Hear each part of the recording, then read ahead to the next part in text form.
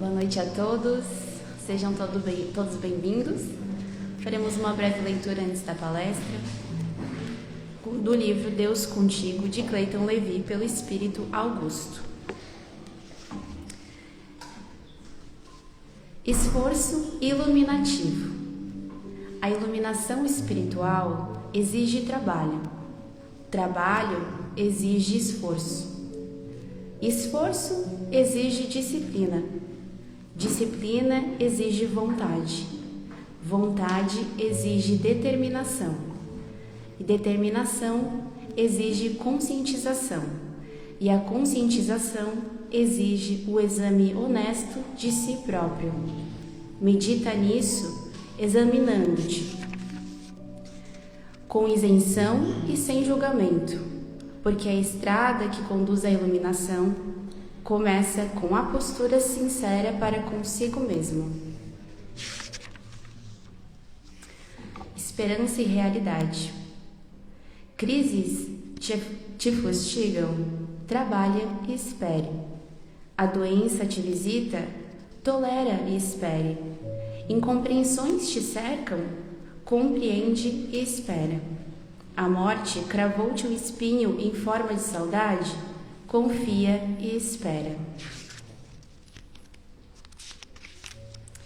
Em tudo, segue fazendo o melhor, ao teu alcance, trabalhando, tolerando, confiando e perseverando, sempre, porque o amor de Deus é o terreno fértil, onde as sementes da esperança mais cedo ou mais tarde se convertem em realidade.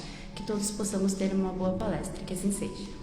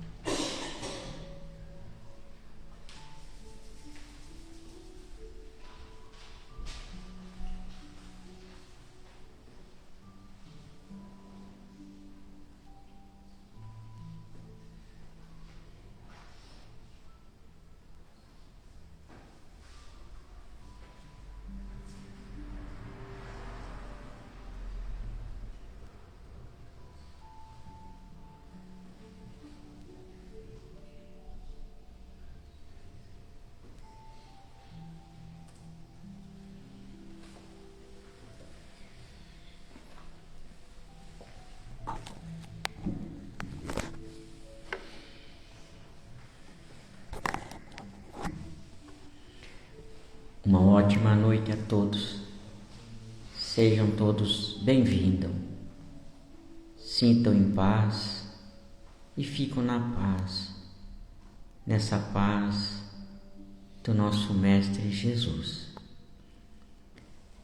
Convido a todos nessa hora para que possamos juntos refletir num só pensamento de energias, que a cura vai pelo pensamento, pelas energias, levando o pensamento naquelas pessoas que muitas vezes estão em casa, não puderam chegar até aqui por algum motivo ou por um outro motivo, e que eles também recebam a luz do Divino Mestre Jesus. Pai, que tudo pode e tudo faz a cada ser neste momento, aonde o pensamento for, em quem precisa, hospitais, cama de enfermarias, carcerados que estão os irmãos necessitados, que recebam a paz e o carinho de cada um, como reflete nesse momento a tua luz divina, Senhor. Jesus passou a nós todos que aonde um ou mais pessoas estiver reunido, e no meu nome falando, eu estarei. Então, pensamos nesse momento, nessa oração que o Pai ensinou e disse, está junto de nós. Se Ele está junto de nós, Ele está nos curando e nos abençoando, nos deixando a paz. E que a tua paz, que a paz de Jesus estejam com todos vós neste momento. Que assim seja. E com vocês, a nossa irmã do Centro Espírita Consolador Prometido, Mônica. Que Mônica seja abençoada com a sua palestra. Muito obrigado, Mônica. Que assim seja.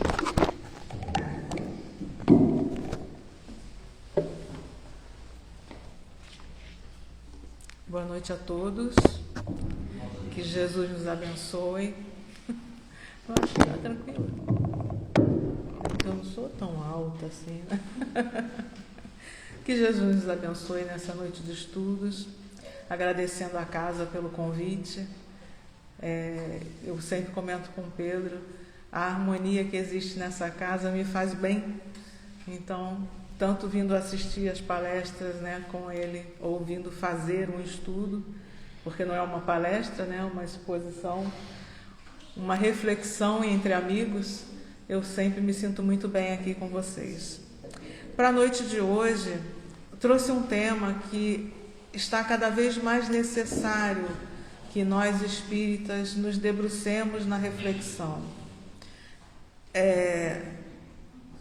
O tempo vai passando, as sociedades vão, né, entrando nas suas modificações, nas suas movimentações, nos seus desenvolvimentos, e infelizmente nós vemos uma sociedade adoecida e onde identificamos a falta de um fator muito importante para que essa sociedade viva, cresça, se desenvolva de uma forma harmoniosa, de uma forma a contribuir com o desenvolvimento de cada espírito que chega na Terra através da reencarnação, que é a família. As nossas famílias precisam de apoio, precisam de coesão. E nós trouxemos de hoje a reflexão do livro A Vida em Família, de Rodolfo Caligares, a família como agência educadora por excelência. Nós passamos agora por um período em outubro, onde nós trabalhamos em algumas casas a importância da evangelização infanto-juvenil, mas também é muito importante entender que a família precisa se evangelizar. Evangelizar para cumprir com o seu propósito de família, com o seu propósito no plano terrestre e nas missões de cada um de nós junto à humanidade. Rodolfo Caligares inicia seu trabalho nesse texto nos lembrando que a família é a célula que organiza a sociedade. Quando a gente trabalha lá na sociologia, nós vamos ver essa informação também, que a família é a célula que compõe, a célula, que dali saem as pessoas que vão compor a sociedade. E ele coloca como célula orgânica do corpo social, sustentáculo de sua perpetuidade. As sociedades, elas só se sustentam porque existem as famílias formando seres, gerando vida, que vão dar continuidade a essas sociedades. E hoje nós vemos uma grande luta, principalmente do movimento espírita, do movimento católico, do movimento protestante, lutando pela preservação da vida dos bebês. que são o futuro da sociedade. Nós vemos uma sociedade desestruturada, perdendo vínculos que são importantíssimos para cada ser reencarnante. E ele continua: independente da forma que essa família esteja configurada, e a gente entende que todas as famílias têm o seu valor, independente de como ela se configure, a família tradicional, como nós conhecemos, pai, mãe, os filhos, as famílias que estão se formando de casais homoafetivos, as famílias que recebem os agregados que não são de laços consanguíneos, são todas famílias. A família é quem primeiro transmite os valores, usos e costumes de uma determinada sociedade para as crianças. E as crianças são a sociedade do futuro. E aí nós já começamos a entender que essa formação, essa família, independente da configuração que ela tem uma grande importância para a sociedade. Tão importante que Kardec faz uma pergunta no Livro dos Espíritos quando ele trata de família e sociedade. Lá na questão 775, onde ele aborda os laços de família. E ele pergunta aos espíritos: qual seria para a sociedade o resultado do relaxamento dos laços de família? O esgarçamento dessa célula. A célula só produz vida se ela estiver coesa. Então, o esgarçamento, o relaxamento dos laços de família, qual é o resultado disso para a nossa sociedade?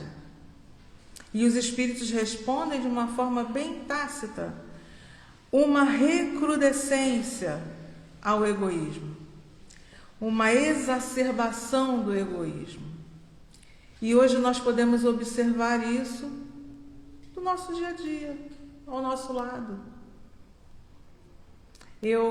Como eu lido muito com famílias, por ser assistente social, trabalhar no município e ter experiências de outros locais também, no Rio de Janeiro, uma das coisas que a gente mais observa nessa recrudescência ou nesse esgarçamento dos laços de família é o abandono de idosos. E é impressionante. Mas isso não se deu ali com o filho que abandonou o pai idoso ou a mãe idosa. Isso se deu lá atrás, quando esses laços começaram a se esgarçar de alguma forma, por algum motivo. E hoje nós temos uma sociedade com vários idosos abandonados e alguém tem que dar conta. Alguém tem que entender que essa vida, independente do que tenha feito no passado, precisa de apoio, precisa de suporte. E nós não podemos deixar que o nosso egoísmo esqueça dessas pessoas. Elas fazem parte da nossa vida, fazem parte da nossa sociedade. Se somos a base dessa sociedade, como célula orgânica do corpo social, como Rodolfo coloca no seu texto, como será que estamos contribuindo para essa sociedade? É uma reflexão que todos nós temos que fazer todo dia. Não só em relação às crianças que estamos criando, que vêm de nosso seio familiar e vão para a sociedade mais à frente, mas a nossa própria conduta em relação à sociedade. A doutrina espírita é uma doutrina conhecida por muito praticar a caridade. Estamos auxiliando a sociedade dessa forma? São reflexões que todo espírita precisa fazer, porque nós estamos inseridos nessa sociedade e não podemos fazer vista grossa às coisas que acontecem no nosso entorno, senão nós voltamos ali na questão 775. Vamos deixar o egoísmo falar mais alto. Para a doutrina espírita, a família, claro, com toda essa importância, ela se transforma também num instrumento fomentador de progresso.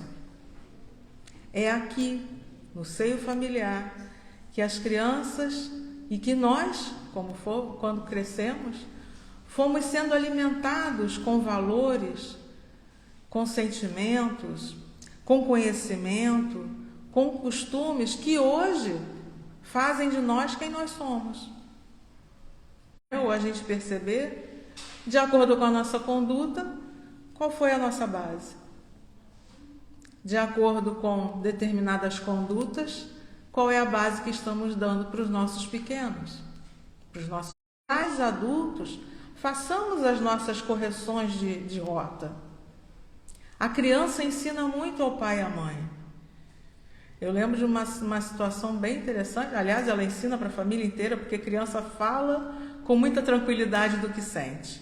Eu lembro de uma situação, que nós morávamos numa região muito ligada, né, de natureza, e a gente trabalhava com isso, com preservação, e minha filha cresceu no meio rural, protegendo a natureza, protegendo os animais.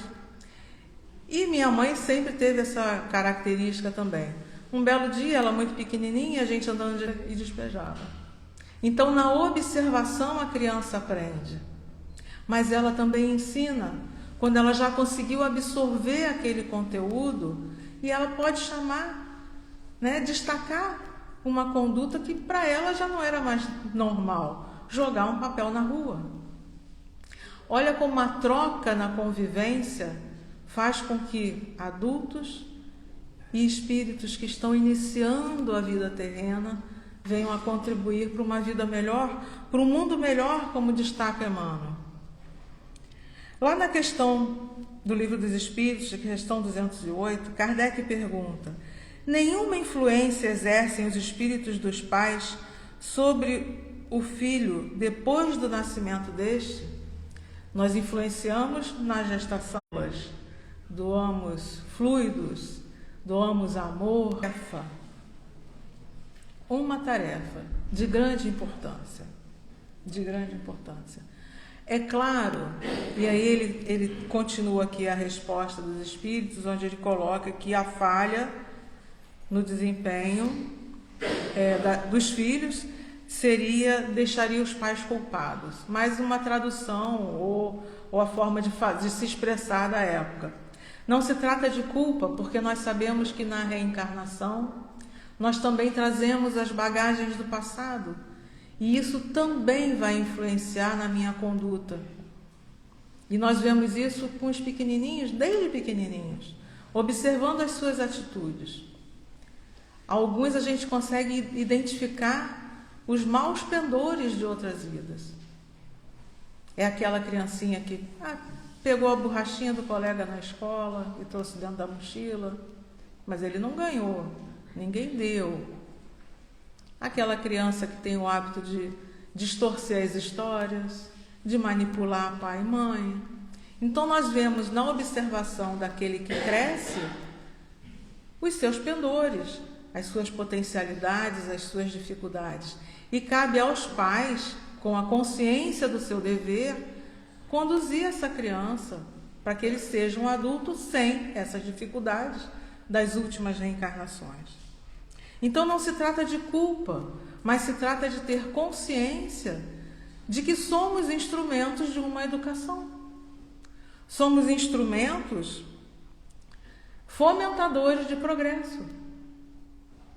Como eu vou ter uma sociedade harmoniosa, uma sociedade equilibrada, uma sociedade fraterna, se eu não passei esses valores para os meus filhos?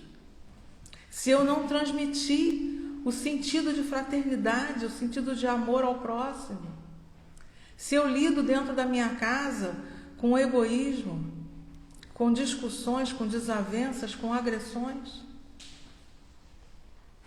E a criança, porque ela observa tudo. Há um tempo atrás, atendendo uma mãe, e ela com a dificuldade com um filhinho de 5 anos, ela passou por uma relação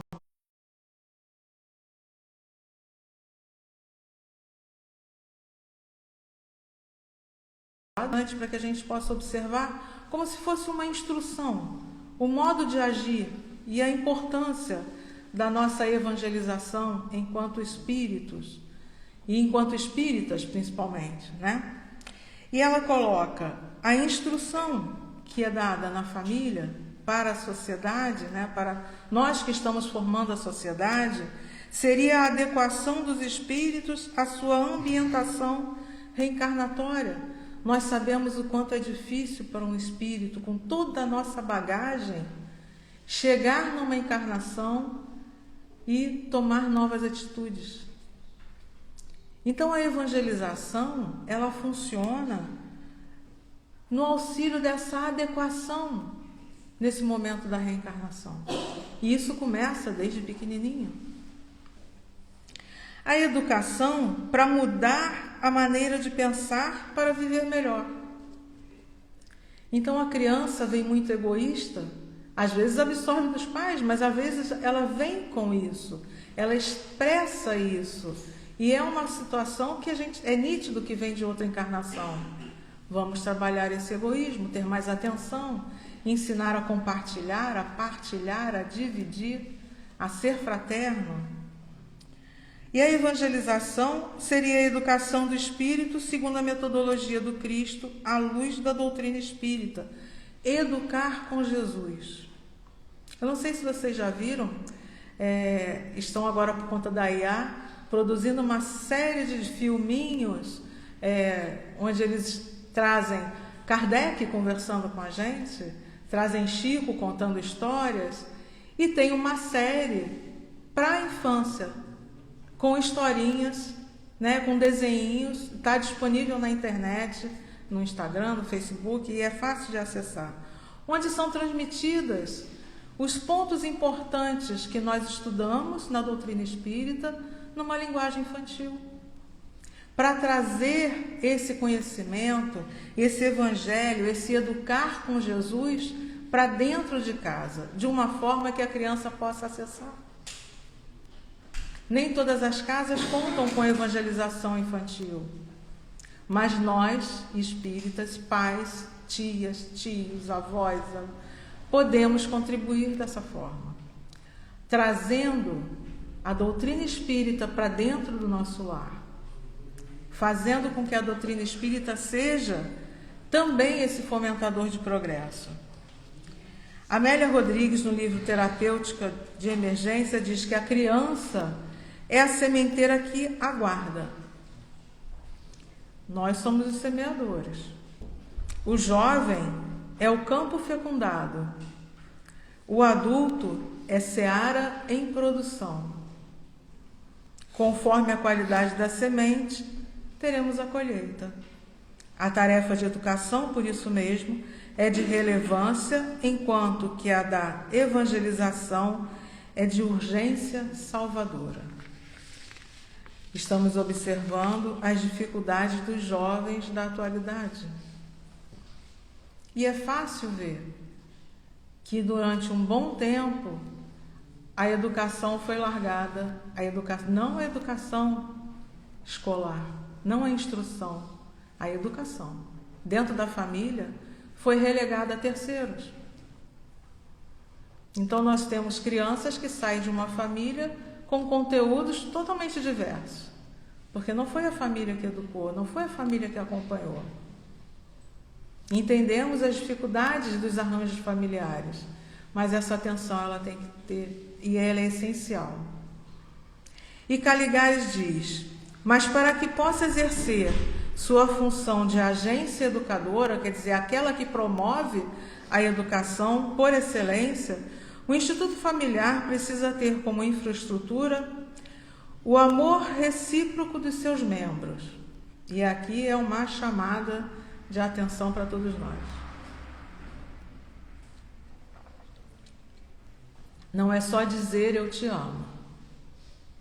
É fazer com que o amor realmente viva dentro da residência, viva dentro do lar, viva dentro da família. Que o amor seja a mola que nos impulsiona a querer coisas melhores para todos os membros. Como pedras angulares, a autenticidade, a assistência, a estabilidade e a harmonia, e como cúpula, a solidariedade. E ele vai esmiuçando o amor recíproco, características fundamentais da família, careceriam de solidez, impossibilitando a existência daqueles outros elementos sem esse amor, né? Impossibilitando a existência daqueles outros elementos de suma importância na edificação de um lar. Paulo já dizia que se não tiver amor, eu não sou nada. O amor com as famílias cumpre suas funções para as novas gerações. A autenticidade, que é destacada por Caligares. Cada um conheceu o seu exato papel. E a gente sabe que hoje está meio que embolado, né? Mas cada um, o pai diante do filho tem um papel a expressar. A mãe diante dos filhos tem um papel. Os filhos não podem assumir o comando da casa. E muitas das vezes é o que nós vemos. As crianças ditam a regra. Não vou comer isso hoje, não é isso que eu quero vestir. E nós estamos falando de doutrina, porque é para educar. E a educação começa cada um entendendo qual é o seu papel. Eu não posso deixar uma criança de 5 anos decidir pela vida dela. Ela não tem maturidade psicológica para isso. Eu não posso deixar uma adolescente de 13 anos achar que pode dirigir. E as consequências desse relaxamento das funções, nós vemos na nossa sociedade. Adolescentes que viraram menores infratores, adolescentes que achavam que podiam pegar o carro do pai e dirigir e provocam um acidente. Porque não há regras, não há definição clara dos papéis, não há um entendimento da hierarquia, não há uma educação. Não é educação de, eu vou saber falar matemática, inglês. Não é isso. É educação pelo respeito. O meu limite acaba aqui, porque daqui para lá é o direito do outro. E isso se passa dentro da família. Isso se transmite dentro da família. A assistência, porque sem essa assistência dos pais, as crianças ficam desorientadas. A estabilidade compreende a definição clara dos ideais visados pela família, ou, em outras palavras, a determinação de um quadro de valores a atingir, numa busca constante e incansável. Os filhos necessitam que os pais lhes apontem o melhor caminho a seguir e nele perseverem. É a condução. É a conversa. A conversa na hora de deitar. A conversa quando chega da escolinha. Como é que foi seu dia? O que você fez de bom? Se interessar pela criança faz com que ela se veja importante para aquela família. E não deixar que o dia a dia absorva essa atenção que é tão necessária para cada membro. É quando a esposa chega ou quando o esposo chega e o outro que está no lar pergunta: seu dia foi bom? Você conseguiu realizar tudo que você tinha em mente? Conseguiu bons negócios? Teve um dia tranquilo no trabalho? Conseguiu fazer as funções que você queria? Se interessar pelo outro, para que esse amor realmente flua e seja a base dessa família. A compreensão, a união. E nós temos dentro da doutrina espírita um instrumento poderoso para todas as famílias. Não é mágica, né? Não tem varinha de condão, a gente também não faz as mágicas do Harry Potter, mas nós temos um instrumento que ninguém paga nada, não existe curso, é simplesmente se dedicar a 1 horinha, um dia da semana, a reunir a família e fazer o evangelho no lar. Quem já pegou ali o material sobre o Evangelho no Lar vai ver a dimensão que isso toma dentro da família. Porque não é simplesmente a leitura.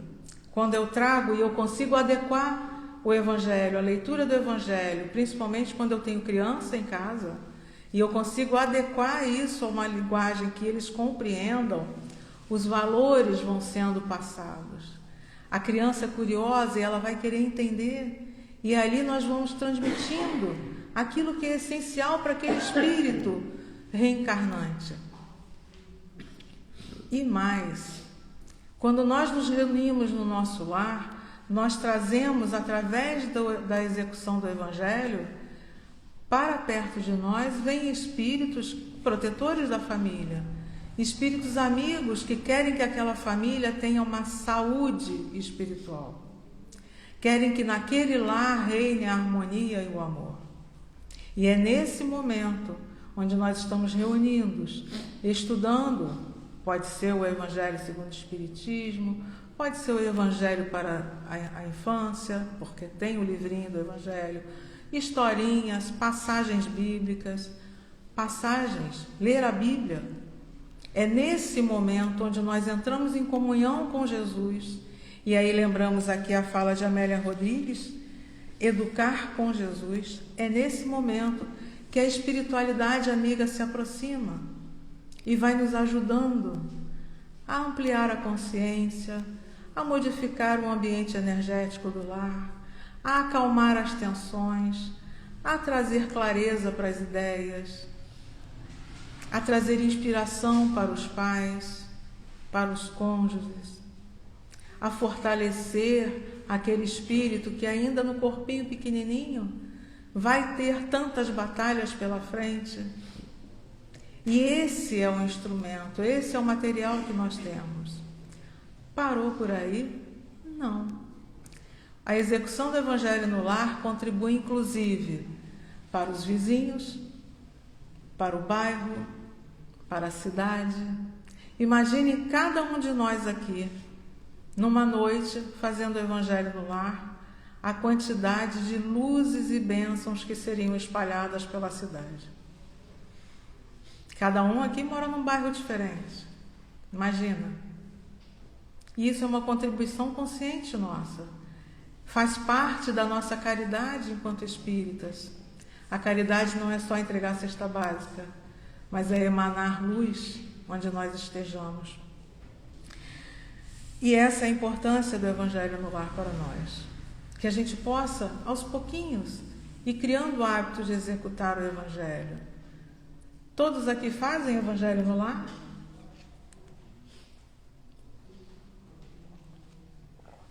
Eu faço. O nosso é todo domingo. Todo domingo nós nos reunimos e fazemos Evangelho.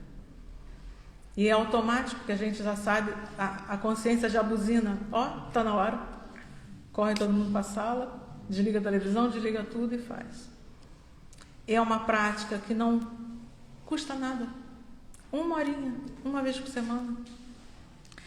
E para a gente encerrar, Emmanuel, capítulo 135, ele nos traz o seguinte: os pais do mundo, admitidos às Assembleias de Jesus, precisam compreender a complexidade e a grandeza do trabalho.